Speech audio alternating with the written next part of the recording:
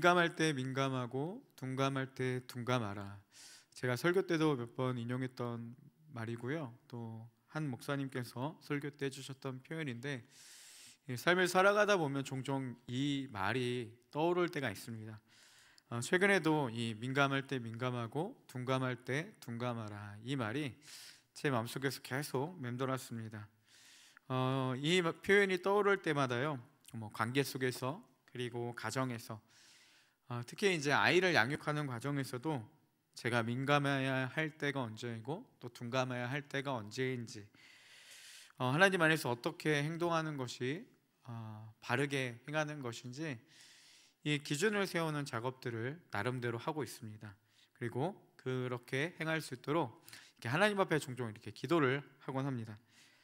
사역을 하면서도요, 이 부분이 굉장히 중요하다라는 마음이 드는데요, 그 기준을 정하는 게 좀 사실 어렵습니다. 어느 부분을 좀 둔감하게 반응하고 품어주고 이해하고 넘어가야 되는지, 또 반대로 어떤 부분을 민감하게 반응하며 또 타협하지 않아야 하는지, 그 기준을 세우는 것이 좀 이렇게 어려운 순간들이 있습니다.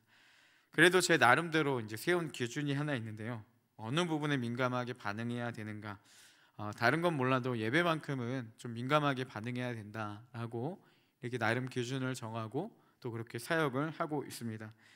아내와 종종 이런저런 이야기를 하다가, 예배나 특히 이제 이 사역에 대한 이야기를 하다가 예배에 대한 이야기를 할 때, 아내가 종종 저에게 이렇게 얘기합니다. 김영태, 예배 건드리는 건 못 참지. 그 말을 들으면 그래도 좀 바르게 가고 있구나, 이제 아내에게는 그렇게 보이는구나라는 그런 좀 뿌듯한 마음이 들 때가 있습니다.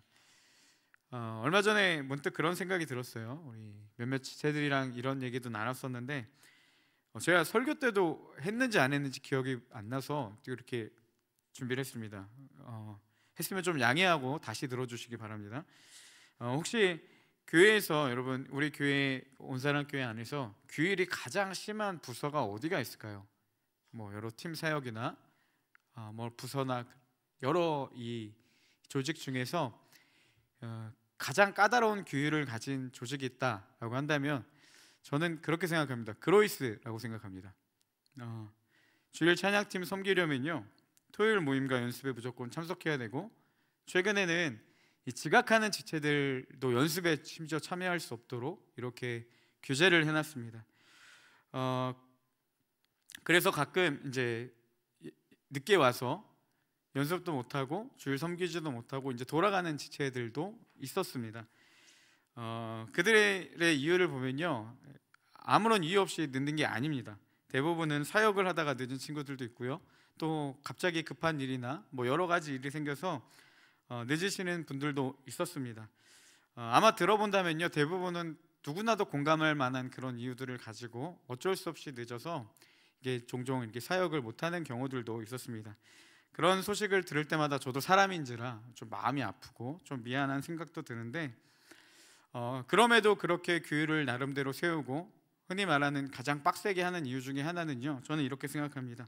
예배가 그만큼 중요하기 때문이라는 것이죠. 하나님께 예배를 드린다라고 하잖아요. 우리가 무엇을 드려야 할까요? 하나님은 우리의 가장 최고의 것, 가장 최선의 것을 받으시기 합당하신 분이기 때문입니다.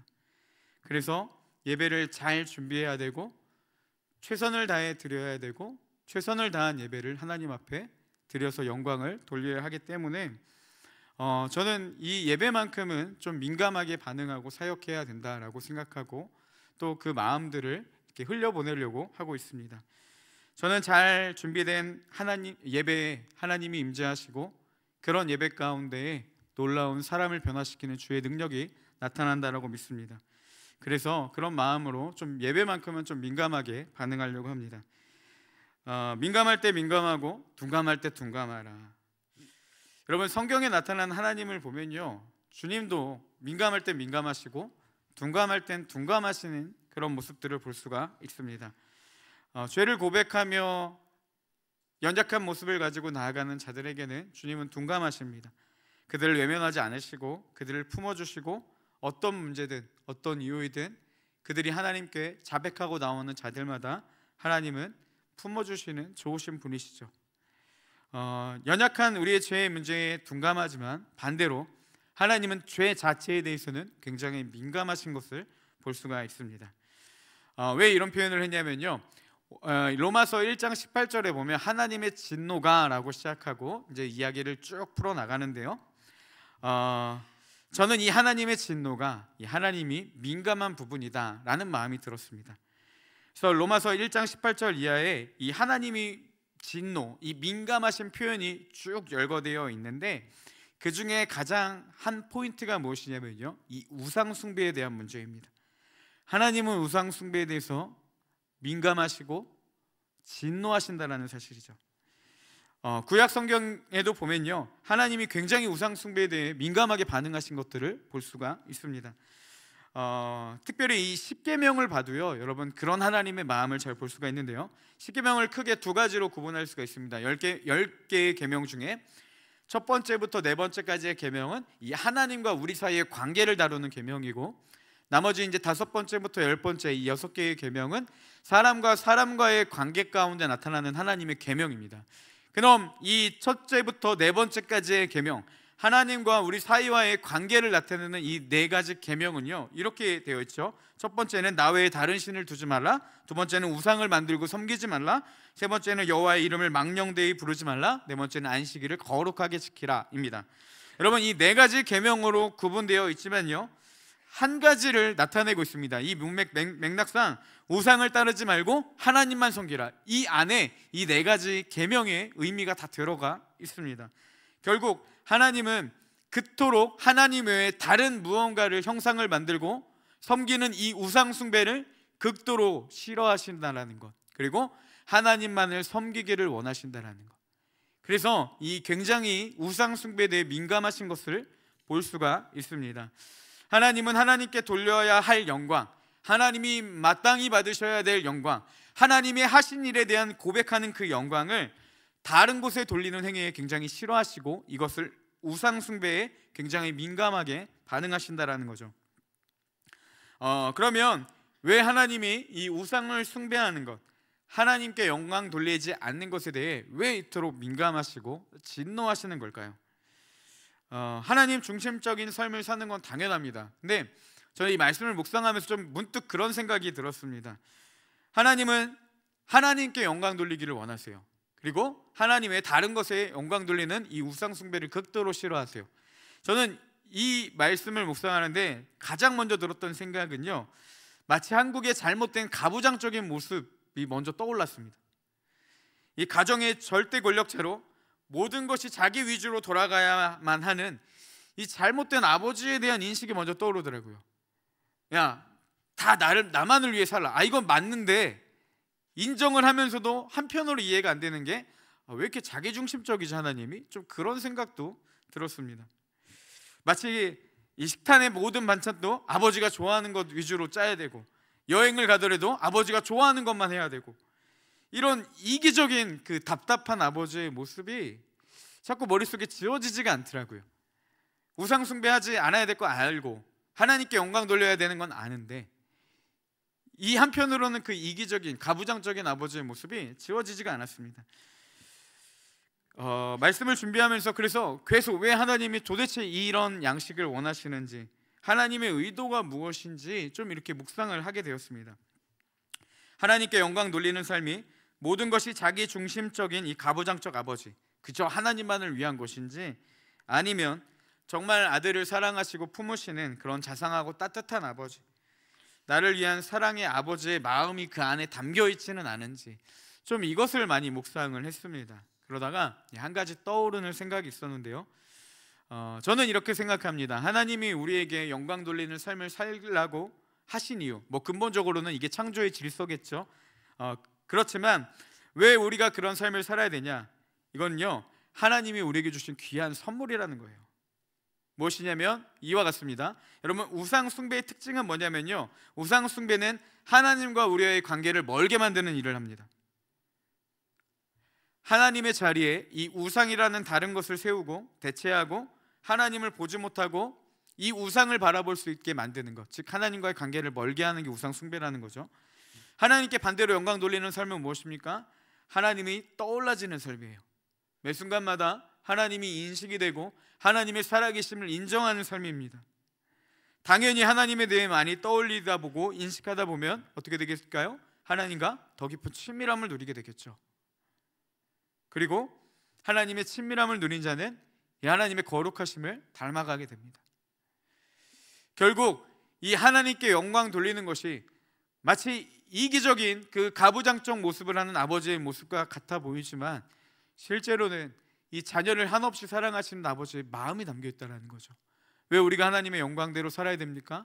그것이 이 땅을 살아가는 데 거룩하게 살아갈 수 있는 비결이며 우리가 하나님과의 친밀함을 누릴 수 있는 굉장히 중요한 키가 되기 때문이라는 사실입니다. 그래서 하나님이 받기를 원하시는 것 같아 보이지만 정작 이것마저도 하나님은 우리를 위한 이 축복의 통로로 마련하셨다라는 것, 좀 이런 한 가지 생각이 들었습니다. 그런 관점으로 보면요, 여러분, 사단이 우리를 유혹하고 우상 숭배에 빠뜨리는 이유는 간단합니다. 우리 안에 있는 우리 마음에 하나님이 들지 못하도록 그 자리를 빼앗는 행위라는 거죠. 하나님의 존재를 부정하게 만들고요, 하나님을 머릿속에서 마음속에서 잊게 만들고 점점씩 멀어지게 만들어 버립니다. 우리 마음에 하나님을 잊게 하기 위해 세상의 여러 가지 아름다운 성공을 제시하고요, 또 순간적인 쾌락들, 그리고 빠져나올 수 없는 그 어떠한 달콤하고 그 즐거울 것 같은 그 하나님을 대체하기 위해 모든 노력들을 통해서 하나님을 멀어지게 만들어 버린다는 거죠. 세상적인 가치관을 주입시켜서 하나님을 따르는 게 아니라 그 외에 어떠한 것을 따르게 만들어 버립니다. 그렇게 우리의 마음에 하나님을 두지 못하게 만들어 버리는 것, 이것이 우상 숭배고요, 이것이 사단이 우리를 유혹하는 핵심입니다. 에덴 동산의 사건에도 보면요, 선악과 사건을 보면 사단이 이렇게 유혹을 합니다. 열매를 먹으면 죽는 것이 아니라 하나님과 같아진다는 거죠. 어떻게 하나님과 같아집니까? 선과 악을 네가 구분할 수 있다라는 거예요. 선과 악을 구분하시는 게 하나님의 역할인데 네가 할 수 있다라는 거죠. 여러분, 다시 말하면 어떤 말이겠습니까? 선과 악의 기준이 되시는 하나님의 자리를 빼앗아 버리고 그 자리를 네가 차지하라는 거예요. 우리 마음 가운데 하나님의 자리를 뺏어버리는 행위를 요구하고 그렇게 유혹했다라는 겁니다. 결국 그렇게 하나님을 부인하고 멀어지게 만들어 버린다는 거죠. 로마서 1장 18절에도 보면 이렇게 표현하고 있습니다. 하나님의 진노가 어디서부터 오냐? 불의로 진리를 막는 사람들의 모든 경건하지 않음과 불의에 대하여 하늘로부터 나타난다라고 되어 있습니다. 사람들의 불의와 경건하지 않음이 무엇을 가린다고요? 진리를 가린다라는 거예요. 하나님을 가리게 만들어 버린다라는 겁니다.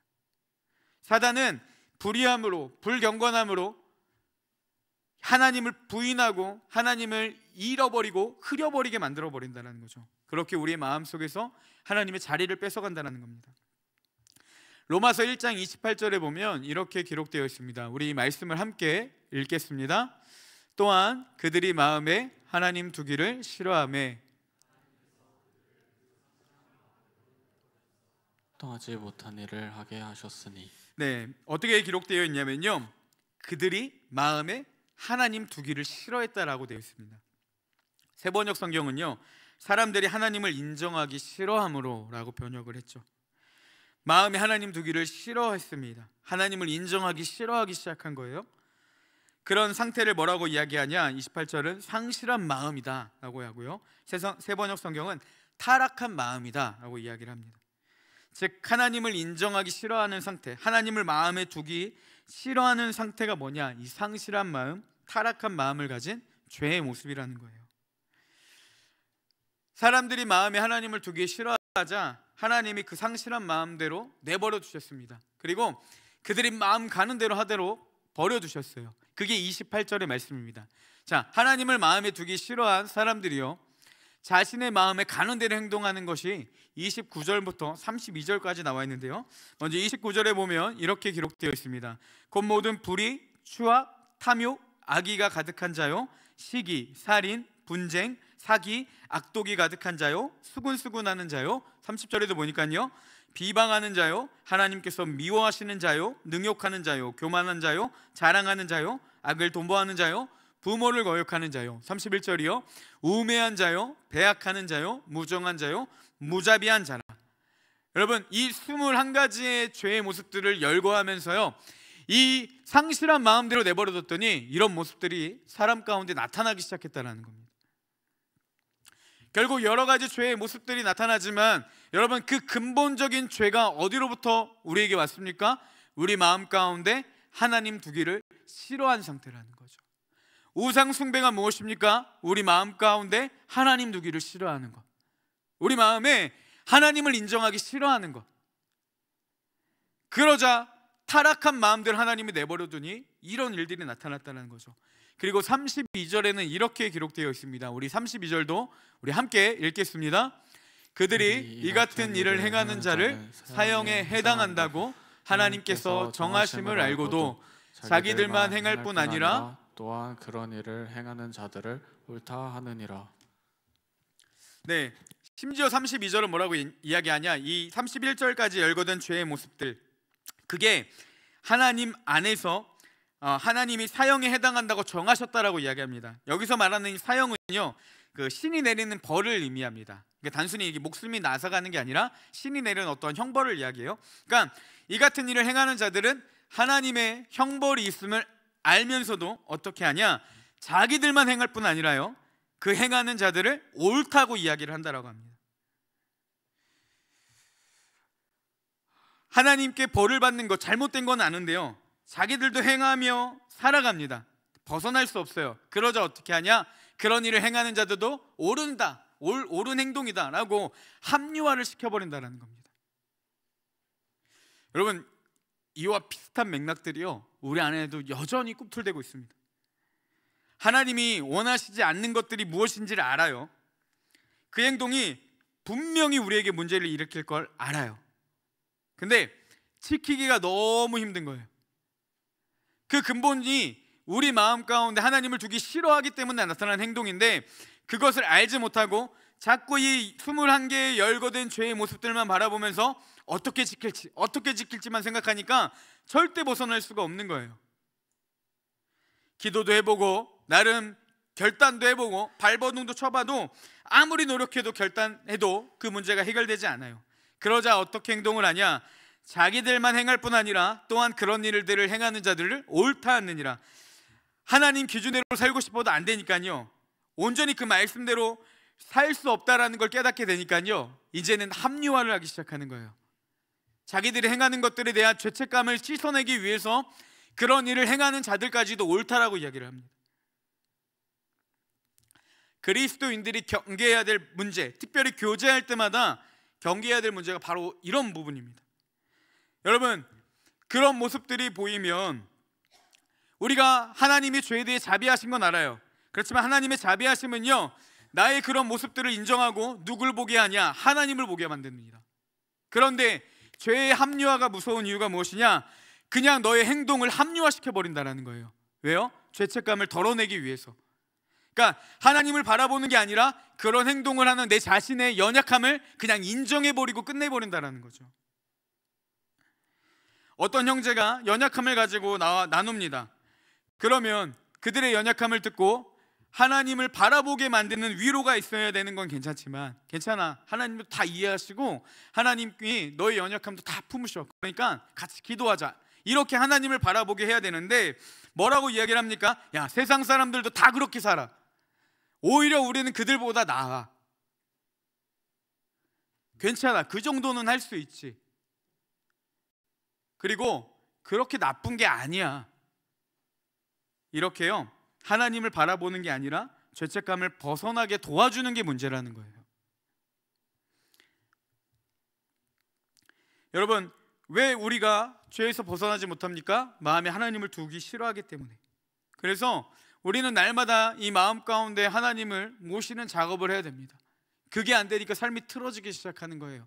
아무리 해도 안 되니까 이 틀어진 내 자신을 인정하기 너무 괴로우니까요, 그냥 그렇게 행하는 사람도 옳다라고 여기고 그냥 적당히 세상과 타협하며 살아가는 것, 하나님 아닌 다른 것을 영광을 돌리면서도 괜찮아, 그렇게 이 죄책감 죽이기 운동만을 하고 있다는 거는요, 문제가 있다는 거예요. 여러분, 이런 관점으로 저는 회개를 이렇게 정의하고 싶습니다. 회개는요, 하나님을 초청하는 거예요. 죄를 지었던 순간마다 내 안에 하나님이 없었음을 고백하는 거죠. 하나님이 없었음에 대한 용서를 구하고 그 자리 가운데 하나님이 오시기를, 그리고 그곳에서 나를 구원해 주시기를 구하는 것, 이게 회개입니다. 하나님이 그 자리에서 나를 건져주실 때까지 기도하고 그 순간마다 내가 하나님을 잊어버리거나 아니면 하나님을 그냥 잊혀진 채 살아갔던 그 모습들을 회개하고 돌이키는 것, 이것이 회개의 기도라는 것이죠. 이런 관점으로 하나님께 영광 돌리는 삶이 중요한 이유가 바로 이것입니다. 하나님의 영광을 위해 사는 사람들은요, 날마다 마음 가운데 하나님을 초청한다는 거예요. 하나님을 인식하고 하나님을 떠올리고 하나님을 위해 살겠다라고 결단하는 사람들은 날마다 삶 가운데 하나님을 인정하기 때문에, 매일매일 하나님과 동행하기 때문에 그분의 거룩하심을 닮아갈 수밖에 없습니다. 마음에 하나님이 두기 싫어할 때 타락한 마음이 나타나고 죄의 모습들이 나타났던 것처럼, 반대로 우리 마음 가운데 날마다 하나님 모시기를 기뻐할 때, 날마다 그분을 떠올리며 인정할 때 우리는요, 이런 죄에서 더욱더 거룩함을 이룰 수 있는 그 능력이 주어진다는 사실입니다.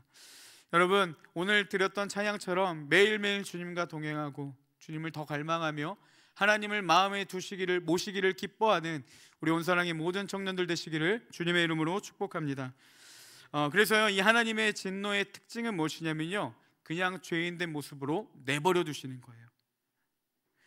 하나님은 우상 숭배와 마음에 하나님의 두기를 싫어하는 것, 그들을 향해 진노하시는데 그 진노의 대가가 뭐냐? 내버려 두신다라는 거죠.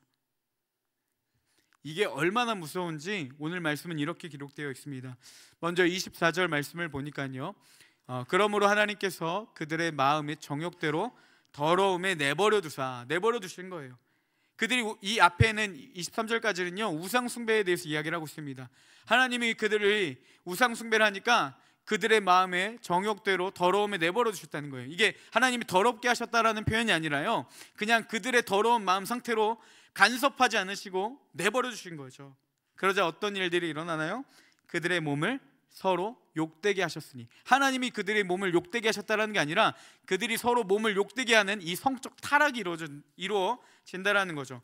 그리고 25절에서 이 우상 숭배를 또 언급한 후에 26절, 27절은요 이 부분에 대해 더욱더 구체적으로 설명해 주고 있습니다.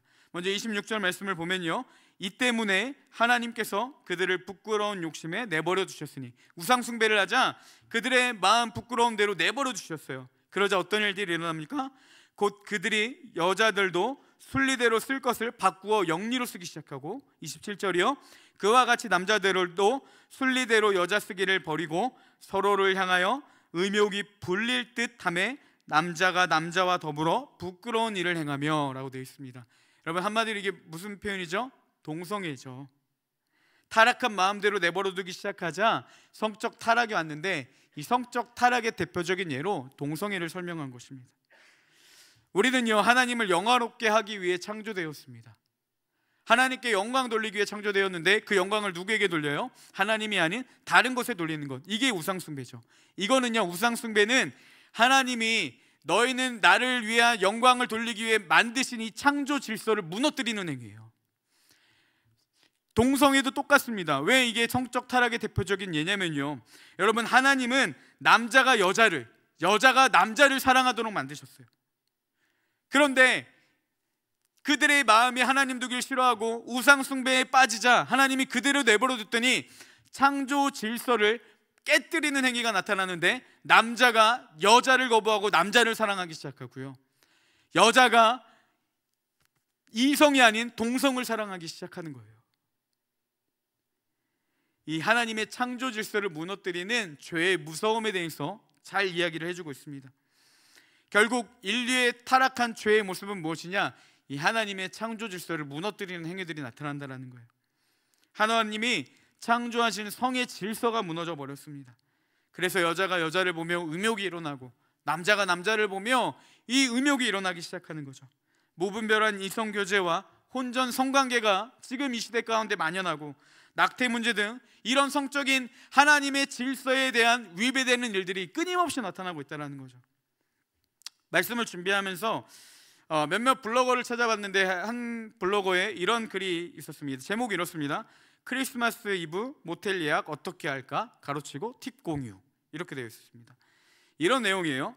관광지가 아닌 도심의 모텔들은 1년 중 크리스마스 이브와 12월 31일이 가장 수익이 많이 나는 날이다. 1년 내내 요금 변동이 없지만 유독 이날만큼은 가격을 대폭 상승시켜 받기 마련이다 라는 겁니다.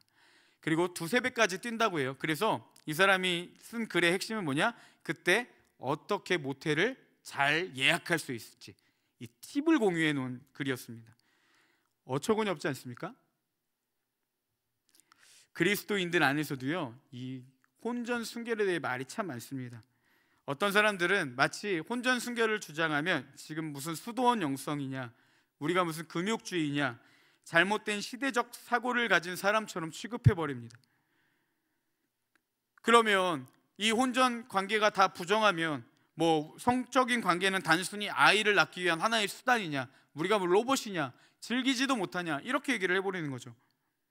심지어 어떤 사람들은 이 성경이 말하는 간음과 은행은 무엇이냐, 부부의 관계를 맺은 사람들에게만 해당되는 것이지 혼 전의 관계는 절대로 성경도 책망하지 않았다, 이렇게까지 이야기를 하는 사람들도 있습니다. 즉 하나님이 말하는 간음과 은행은 처녀와 총각에게는 해당이 안 되고 이 결혼한 유부남 유부녀에게만 해당된다라는 말도 안 되는 소리를 하고 있어요. 이 모든 것들이 다 어디서부터 온 겁니까? 잘못된 이 성경적 성지식에서 온다라는 겁니다. 뭐 그 외에도 무분별한 이성교제나, 여러분 그런 모든 것들이 다 이 성적인 질서를 무너뜨리는 행위라는 거예요. 우리 청년들이 꼭 한 가지는 알았으면 좋겠습니다. 여러분, 혼전 순결은요, 혼전 관계는요, 죄입니다. 하나님이 반드시 죄라고 말씀하시는 부분이에요. 성경의 어느 부분이 혼전 순결을 옹호하고 있습니까? 도대체 대표적으로 우리가 존경할 만한 인물들 중에 누가 혼전 순결을 당연하듯이 받아들이는 자가 있었냐는 것이죠. 성경은요, 이를 간음이라고 분명하게 이야기를 하고 있습니다. 이 구약 성경에 보면요, 이 성적인 관계를 맺는 표현, 이 동침하다라는 표현을요, 히브리어를 두 가지를 사용합니다. 하나는 뭐냐면 이 야다라는 표현이 있고요, 또 하나는 샤카브라는 말이 있습니다. 이 야다라는 말은요, 알다, 이해하다라는 뜻으로 이 창세기 4장 1절에서 이렇게 쓰여집니다. 4장 1절에 보면 아담이 그의 아내 하와와 동침하매, 여기서 이 야다라는 표현을 쓰고 있어요. 그래서 하와가 임신하여 가인을 낳았다라는 겁니다. 이 성적인 관계를 뭐라고 이야기했냐? 부부가 아는 것, 이해하는 것으로 이야기를 했습니다. 하나님이 만드신 성적인 창조 질서는 무엇이냐면요, 이 성적인 관계는 부부만이 알 수 있는 알미입니다. 굉장히 소중하고 굉장히 신비로운 거예요. 부부만이 알아야 되는 거예요. 하나님은 이 성적인 암은 오직 부부에게만 허락하셨습니다. 그럼 이제 다른 표현인 이 샤카브를 살펴보겠습니다. 샤카브는 눕다, 드러눕다라는 의미의 단어인데요, 출애굽기 22장 16절에 이렇게 기록되어 있습니다. 사람이 약혼하지 아니한 처녀를 꿰어 동침하였으면 이게 샤카브입니다. 납폐금으로 돈을 낼지니라. 몇 가지 예외 조항이 있긴 하지만요, 결혼하지 않은 사람과 그리고 부부 이외의 관계를 나타낼 때 쓰는 표현이 보통은 이 성경은 야다가 아닌 샤카브를 사용한다는 겁니다. 이외에도 간음, 동성애, 짐승과의 교합에도 샤카브라는 단어를 사용하고 있습니다. 이 모든 것이 무엇을 의미하겠습니까? 하나님이 만들어주신 창조 질서의 성은요, 이 부부만이 알 수 있는 야다입니다. 그 외의 모든 관계는요, 샤카브, 하나님이 원하지 않으시는 거예요. 창조 질서를 깨뜨리는 행위라는 겁니다. 성궁합이니 스킨십이니 되지도 않는 말들로 자꾸 혼전 관계를 해야 된다, 해봐야 이혼하지 않는다라는 되지도 않는 소리를 하대는데, 여러분 성경은요, 우리에게 분명히 말해주는 건 무엇입니까? 이 모든 것들이 불의로 진리를 가리는 행위라는 겁니다. 우리가 불의를 행하기 위해서 진리를 가리고 그냥 합리화시켜버리고 나가는 것.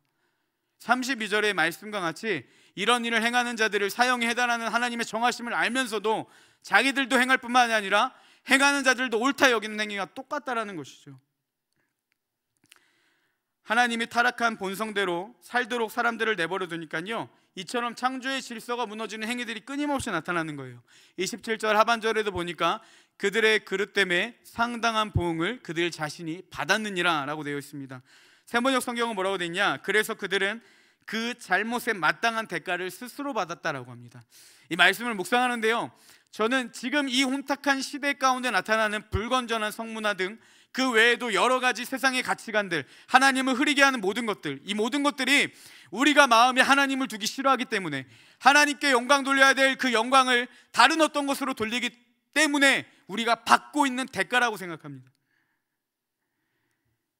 하나님을 버리고 하나님께 돌려야 될 영광을 거부함으로 인해서 창조 질서가 무너진 이 타락한 시대를 우리가 지금 그 대가로 살아가고 있다는 거죠. 하나님은 이를 향해 진노하시는 거예요. 하나님의 분노는 단순히 심판을 나타내지 않습니다. 하나님의 진노는요, 사람을 살리는 효과를 나타낸다는 거예요. 오늘 말씀에 나타나는 이 하나님의 진노에 대해서요, 주석책은 이렇게 해석을 했습니다. 하나님의 진노는 헬라 신들에게 매우 특징적으로 나타나셨던 것처럼 독단적이거나 변덕스러운 분노가 아니다. 하나님의 진노는 하나님을 하나님으로 예배하거나 존경하지 않는 사람들에 대한 거룩하고 의로운 반응이라는 거예요. 하나님의 진노는요, 하나님으로 예배하거나 존경하지 않는 사람들을 향해서 거룩하고 의로운 반응이라는 겁니다. 그 반응이 결국 우리에게 무엇을 초래합니까? 우리가 하나님을 갈망하게 만들고요, 하나님께 나아갈 수 있는 유일한 길인 예수 그리스도를 바라보게 한다는 겁니다. 사도 바울이 이 복음을 설명하기 위해서 하나님의 진노를 이야기하고 타락한 이 시대를 이야기하며 우리 마음 가운데 하나님을 두기 싫어하고 하나님께 영광 돌리지 않고 다른 우상을 섬기는 우리의 그런 추악한 모습들을 끊임없이 열거하는 이유는 무엇이겠습니까? 하나님의 이렇게 진노하신다고 이야기하는 이유는요, 그렇기 때문에 우리가 예수 그리스도를 바라봐야 된다는 겁니다. 다시 하나님께 나아가서 우리 마음 가운데 하나님을 모시고 영광을 돌리는 삶을 살아가기 위해서는 우리가 예수 그리스도가 필요하다라는 거예요. 주님이 끊임없이 이야기하는 건 뭡니까? 그래서 예수께로 돌아가서 우리가 다시 이 잃어버린 하나님의 자리를 회복하기를 원하신다는 사실입니다. 이제 말씀을 마치겠습니다. 우리 찬양팀 준비해 주시고요. 여러분, 우리가 한번 우리 자신의 삶을 돌아봤으면 좋겠습니다. 우리 마음 가운데 정말 얼마나 우리의 마음에 하나님이 함께 하셨는지, 내 삶의 몇 프로의 영역 가운데 내 마음에 하나님이 함께하고 계셨는지, 하나님은 늘 함께 하시지만 내가 그분을 마음에 모시기를 얼마나 기뻐하고 살았는지. 여러분, 여전히 내가 버리지 못하는 것들, 여전히 내 안에 변화를 갈망하지만 바뀌지 않는 이유가요, 바로 여기 있다라는 거예요. 우리 마음 가운데 하나님 두기를 싫어하는 것, 우리 마음 가운데 하나님 아닌 다른 것을 더 가치 있게 여기고 그것을 영광 돌리며 살아가는 것. 하나님은요, 이런 자들을 향해 민감하게 진노하시고 돌이키기를 원하신다는 겁니다. 우리의 삶을 자책하기 위함이 아니에요. 하나님은 이것을 반드시 알기를 원하시는 이유는요, 그러니까 하나님께로 돌아오라는 겁니다. 주님께로 돌아오라는 거예요. 잃어버린 한 양을 애타게 찾으시는 아버지의 심령이 우리 안에도 동일하게 느껴지는 은혜가 있기를 소망합니다. 우리가 그 주님 앞에 함께 반응하며 나아가는 시간이 되었으면 좋겠습니다. 우리 그런 마음으로 함께 같이 찬양하며 기도하겠습니다.